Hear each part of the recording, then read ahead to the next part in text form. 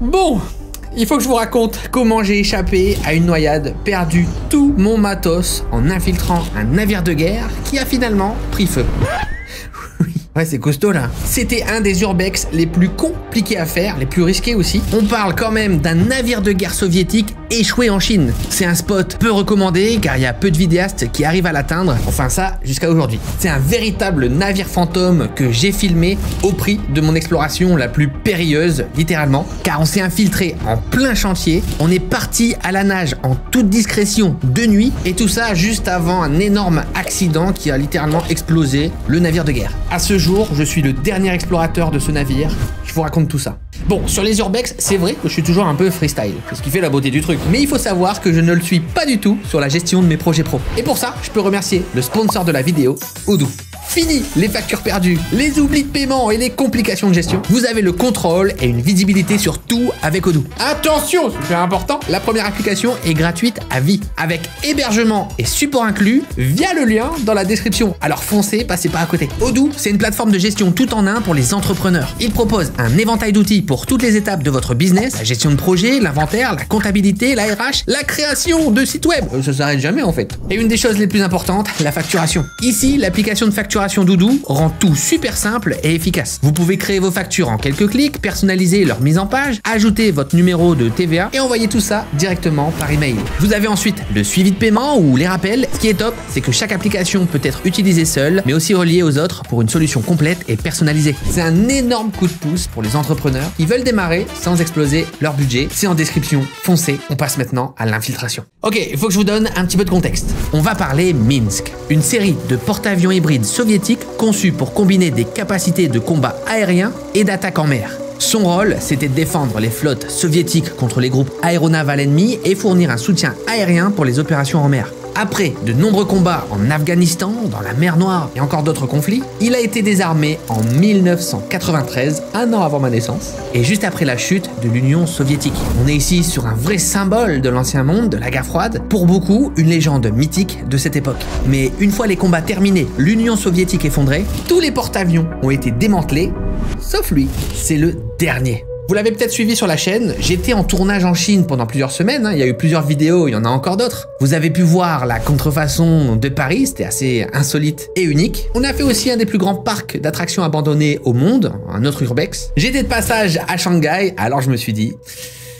c'est pas forcément une bonne idée, mais... et si on essayait? Bon, ce spot, il est très compliqué. Globalement, mes contacts sur place, les Chinois, m'ont déconseillé de le faire. Les vidéastes que je connais en France et aussi à l'international m'ont déconseillé de le faire. Il n'y a rien de pire pour me donner envie de faire quelque chose. J'ai trouvé des personnes sur place avant de partir pour faire du repérage, pour moi à distance, et à l'aide d'images de drones et de la cartographie disponible, on a essayé de trouver une faille. On va avoir besoin de nager, il nous faudra du matériel, il faudra le sécuriser, et comme je fais plusieurs tournages à la fois, j'ai besoin d'une toute petite équipe, juste d'un binôme. Pour ça, j'ai contacté OmniWall. Lui, il a déjà fait pas mal de spots très compliqués. On a fait même des projets similaires, comme le train du désert au Sahara. Et pendant les préparations, on se rend compte qu'il y a un problème majeur. C'était pas le cas avant, mais il y a un énorme chantier. Il y aurait un projet de parc d'attractions immense. C'est un Disney le truc. Enfin, Disney ambiance soviétique, War Thunder. Spécial. C'est rempli de gardes, des grues qui peuvent servir de tours de surveillance, des éclairages, il y a même des rondes de camions et de transport. On va devoir littéralement se faufiler là-dedans, ambiance Black Ops. Bah techniquement ça me connaît, j'y ai passé pas mal d'heures quand même. Une fois que tout ça est passé, on va devoir enfiler des combinaisons dans un spot safe, caché. On sécurise tout le matos dans un sac waterproof. Cette information est importante. Puis on part à la nage pour grimper sur le bateau en trouvant un accès via la chaîne de l'ancre ou alors quelque chose d'autre. Là il va falloir improviser. Le taux de probabilité de réussite de cette vidéo ne fait que se réduire. Et ensuite c'est pas terminé parce qu'à l'intérieur il y aura certainement des gardes, des travailleurs. Alors il va falloir jouer un peu au jeu du chat et de la souris. Il va falloir se montrer discret. Pour comprendre vraiment tout l'enjeu de cette vidéo, tout ce qui s'est aussi passé, vous allez voir que sur place, c'était très compliqué de filmer. Donc on n'a pas d'éclairage, on s'éclaire vraiment aux lumières ambiantes, celles de la lune. On a poussé les ISO et donc le grain à l'image, mais là on est dans une vraie infiltration. Et surtout, on parle très peu, donc je commenterai aussi pour vous expliquer certaines choses. Tout commence aux abords du parc. Un chauffeur va nous déposer non loin de là et on va commencer notre infiltration. On fait demi-tour parce qu'il y a encore le taxi. Mais je pense qu'il faut pas traîner. Bon là le problème c'est qu'il y a un chantier vraiment actif, c'était pas prévu. Et là il y a une grue qui pointe vraiment vers nous. Parce que le mec il voit pas à 5 mètres. Donc en gros là ce qu'on va faire, on va longer le bâtiment là en essayant d'être dans les fourrés pour éviter d'être vu. On va continuer de longer sur l'autre côté et après on tape une diagonale pour arriver jusqu'au bateau.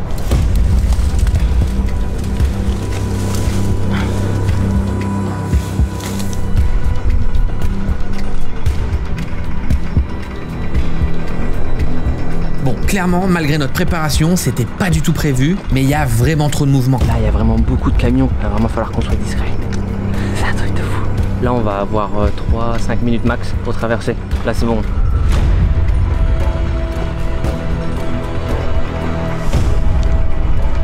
On a passé plus de 2 heures à tout traverser au lieu de 30 minutes. On est très en retard et ça se voit, on est déjà bien épuisé. Et surtout, certains gardes semblent avoir cramé quelque chose.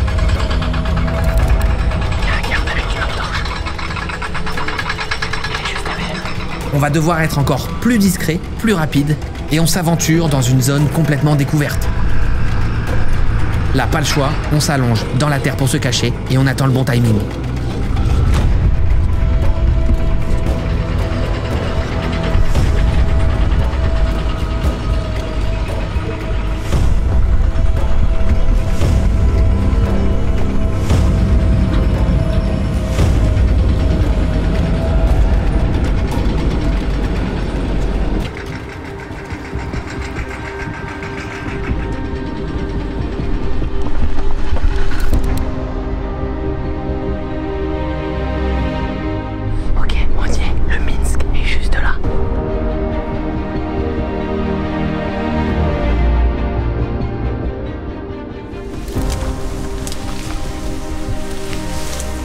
On va mettre toutes nos affaires dans les sacs étanches et partir à la nage. On n'a que quelques minutes pour le rejoindre. Ensuite, on va trouver un moyen de rentrer. C'est parti.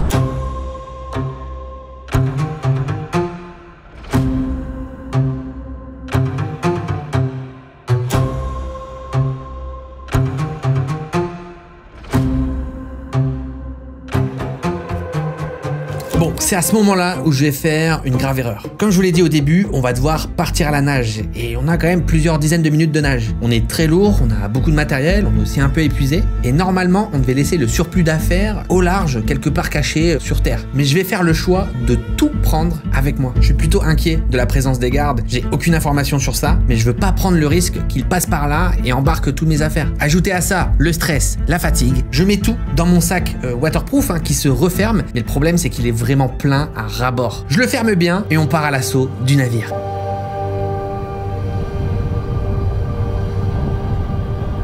Ok, on est actuellement dans l'eau. Le Minsk est juste devant nous. On va nager un petit peu pour le rejoindre.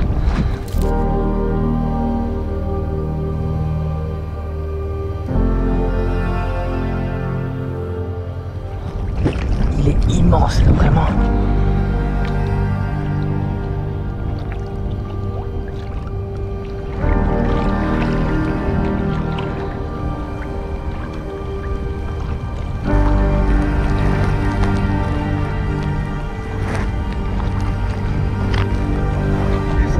Dans cette eau, mais je préfère pas le savoir. Il y a des requins en Chine. T'as vu le film La Seine sur Netflix? Putain, c'est incroyable. Il y a quand même une plateforme, ça va. C'est fatigant. Il y a un petit bateau accroché au navire. J'espère qu'il n'y a personne dessus. C'est pas bon ça.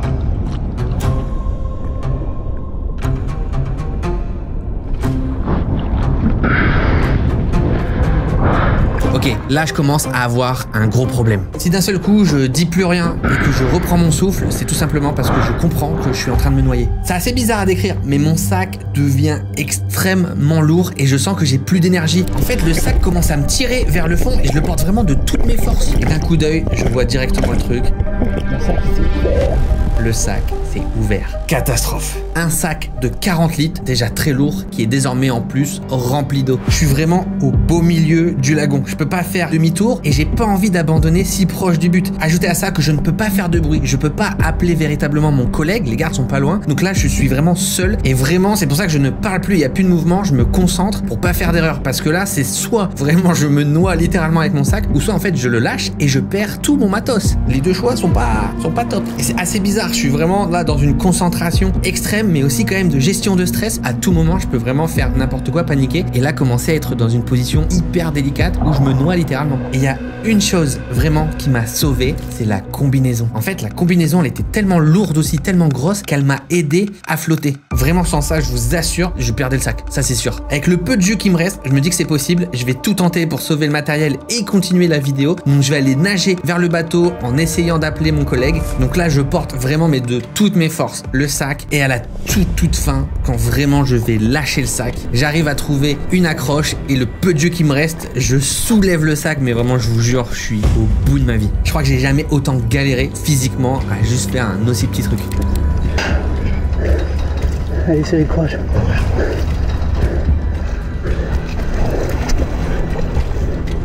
Ouais, super.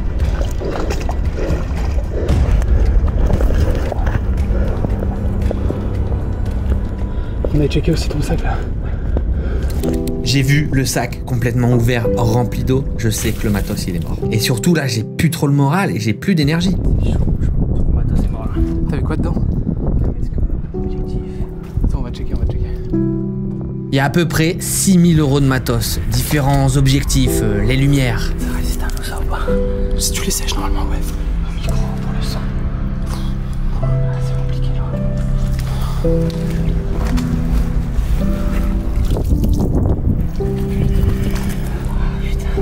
Là, pour moi, tout est dead. C'est vraiment compliqué, surtout quand vous pouvez pas faire de bruit, rester vigilant, pas vous faire griller et avoir tout ce contexte en plus. Ça fait partie de l'aventure, c'est aussi ça les plus gros urbex, et puis là c'est aussi une erreur de ma part. Mais par contre j'ai fait quand même un bon choix. Mon boîtier, je l'ai mis dans un autre sac waterproof, vraiment différemment, pour éviter les problèmes. Bon, j'aurais pleuré. Le problème c'est que j'ai plus qu'une seule batterie et 20%. Et devant moi, un des plus gros urbex. C'est pas grave, je sais faire, j'ai aussi de l'expérience, donc là je me remotive, je repose tout mon matériel, j'essaye de sécher tout ce que je peux, de reprendre les choses en main, me donner un plan parce qu'on a perdu vraiment des heures, un timing d'exploration réaliste, ça va le faire. On est encore loin d'être tranquille, on sait même pas s'il y a encore des gardes à l'intérieur, si on est grillé et que des gardes vont venir nous chercher. D'ailleurs, comme vous l'avez vu, il y avait une plateforme et donc des gens qui étaient là il y a pas très longtemps, mais on a une chance de fou déjà d'être sur ce navire. C'est aussi ça, la magie de l'urbex. Alors maintenant, on part à l'exploration. Ouais, il faut rien. Allume un coup pour voir.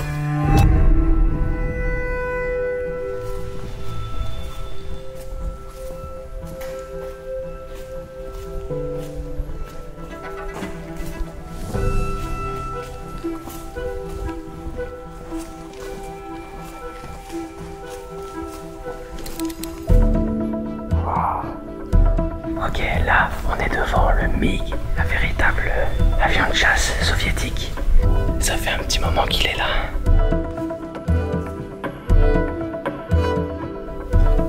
Bon, bien évidemment, tout a été démilitarisé, même les missiles qu'on voit.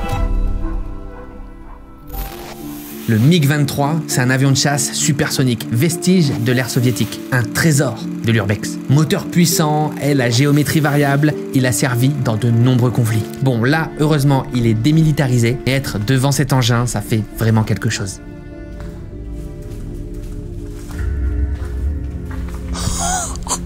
La taille du réacteur, c'est un truc de ouf.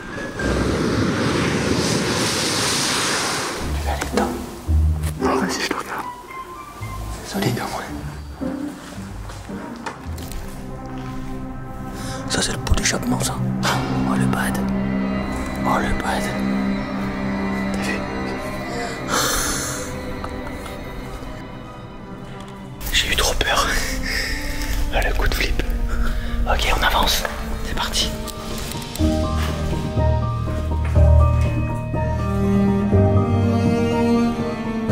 C'est bizarre, on a l'impression que tout a brûlé ici. Genre il y a eu un feu. Mais c'est tout rouillé ou brûlé, t'as vu? Dans le 300, il y a eu un incendie. Ah, c'est ça. Tu sais que sur ce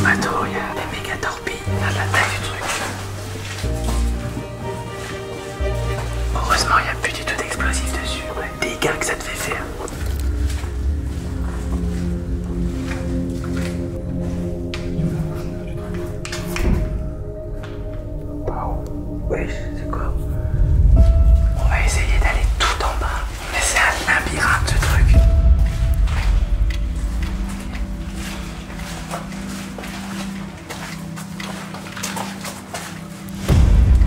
What the fuck?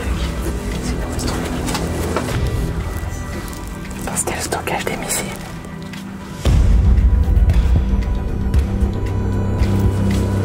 Non, c'est chaud.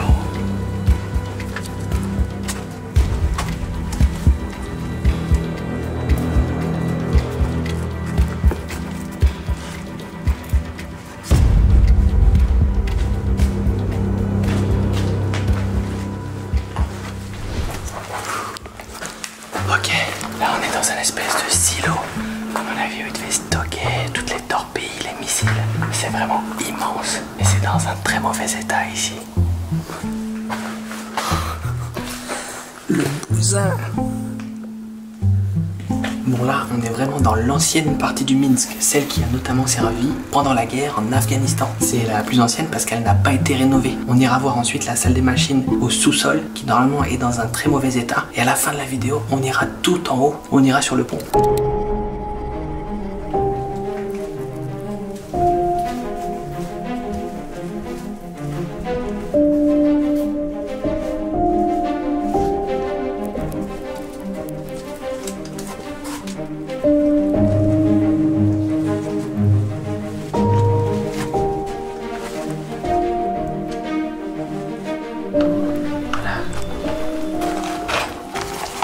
On doit être au niveau de la salle des machines. Là, tout a brûlé, tout est complètement dead. On se croirait dans une map de Resident Evil. Les entrailles de la bête. Wow. Ça flotte encore ce bordel. Comment c'est possible? Il y a des affiches avec un logo. Ouais, comme radioactif un peu. Je suis pas sûr que ce soit un bon signe.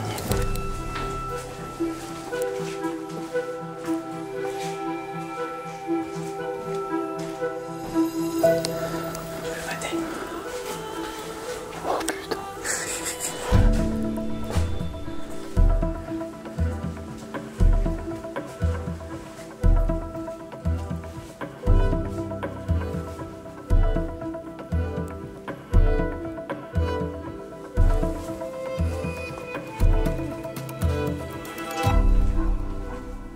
C'est incroyable, c'est une des premières fois que je vois ça. Là, on est véritablement dans un musée à la gloire de l'armée soviétique pour le RSS, mais aussi la Chine. On y voit vraiment la collaboration des deux nations. C'est assez original. À la chute de l'Union soviétique, tous les porte-avions ont été démantelés sauf lui. Mais après de grandes batailles, notamment parce que cette opération était jugée comme une catastrophe écologique, des Chinois ont eu l'idée de le racheter. L'idée, c'était de le rapatrier en Chine et d'en faire un parc d'attractions. Minsk World a connu un certain succès au début avec des millions de visiteurs. Pour de nombreuses populations, c'était un symbole et surtout une expérience unique. Le parc comprenait des manèges, des restaurants, des boutiques et un musée sur l'histoire du navire. Mais même à cette époque, il n'y avait qu'une partie du navire. Tout le reste était encore à l'abandon et la rénovation coûtait des centaines de millions de dollars aux propriétaires. Tout ça a mené à une faillite pour finalement fermer ses portes et être à l'abandon. Ce n'est que récemment que les travaux ont été relancés avec un nouveau projet de parc d'attractions complètement revu à neuf. Dans l'ancienne partie musée qui a été abandonnée en 2016, on voit que ça date quand même un peu, mais surtout, regardez, les décors là sont plus du tout authentiques. C'est du bois.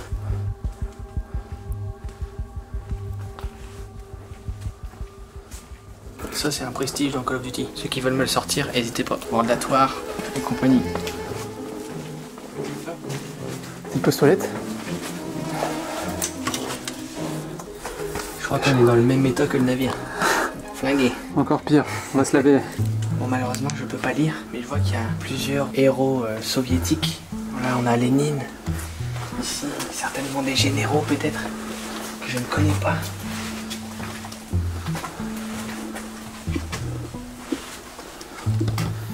Puis ça me parle. Sûrement des très gentilles personnes. Ici, on a des véritables affiches de propagande à l'époque de la Seconde Guerre mondiale. Regardez comment est représenté Hitler. Et on le voit dévorer toute l'Europe. Ici la France. Ici on a le soldat soviétique qui tranche le serpent le traître. Une bombe russe qui explose. Hitler avec encore... Il était souvent représenté avec des mains, regardez. Un petit peu de loup-garou, un peu étrange. Et là, des belles affiches staliniennes. C'est incroyable.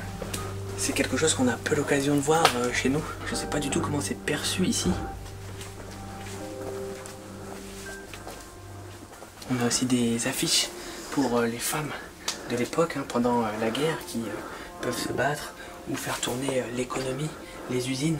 On en avait aussi en France, en Europe, aussi en Amérique, des affiches de ce genre. Regardez les soldats soviétiques, les héros. Regardez encore Hitler. Caricature. Des belles caricatures.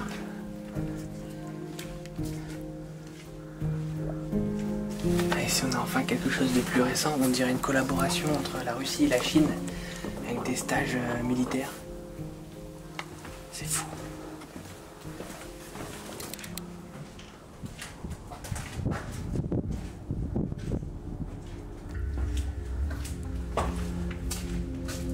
Bon là, on est arrivé tout en haut de ce navire.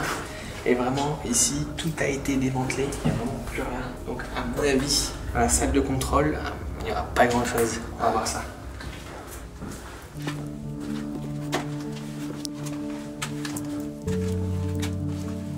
C'est un labyrinthe. Ça s'arrête jamais. Oh, le bordel.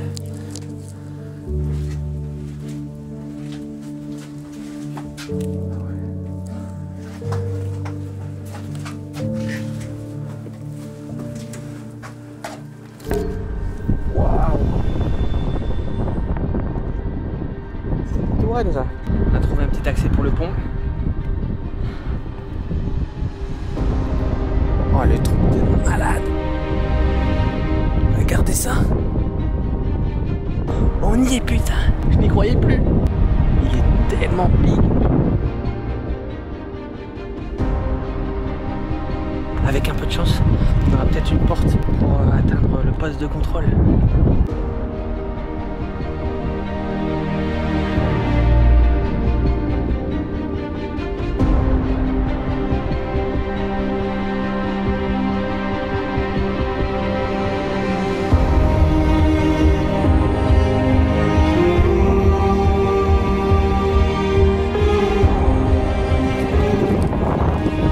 Messieurs, dames, on l'a fait.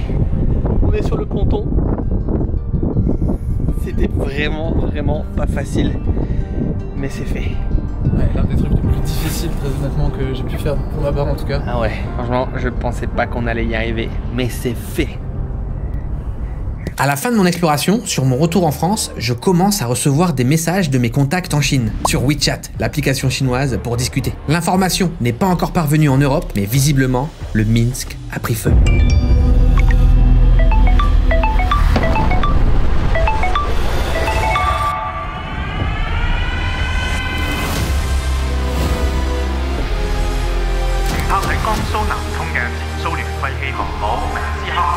Et là je me dis mais j'ai l'impression qu'elle va jamais s'arrêter cette histoire. Et en plus c'est vraiment bizarre parce qu'on l'a vu dans cette vidéo, à l'intérieur c'est vrai que c'était le bordel. Et d'ailleurs il faisait quoi sur ce navire? Parce que j'ai pas l'impression qu'il rénovait grand chose et surtout c'était super dangereux. Là il est complètement détruit. Et vu ce qu'il y avait à l'intérieur, l'essence, les missiles, le MiG, tous les groupes électro qui traînaient, tout a explosé. Là c'est la fin du Minsk, c'est terminé. Je me demande vraiment ce qui s'est passé pour que tout ça prenne feu. Là, en l'état, le chantier est complètement arrêté. Il n'y a plus aucun avenir, je pense, pour ce navire. Pourtant, il y avait des millions et des millions engagés. Heureusement, il n'y avait pas de travailleurs à bord, pas de garde. Et moi non plus, j'y étais plus. Mais là, on a quand même été proche de la mort un petit peu trop de fois pour une vidéo. Je sais pas trop ce qu'ils faisaient à l'intérieur, je sais pas ce qui était prévu, s'ils avançaient vraiment, mais on est peut-être sur la fin du rêve, la fin du Minsk. Je me demande vraiment ce que ça va donner. J'espère que cette infiltration vous a plu, c'était une expérience vraiment unique. Encore merci à Odoo d'avoir sponsorisé cette vidéo. Je vous rappelle que le lien est disponible en description. Vous pouvez essayer. La première application est gratuite à vie, avec hébergement et support inclus. Foncez, on se retrouve pour une prochaine vidéo. À bientôt.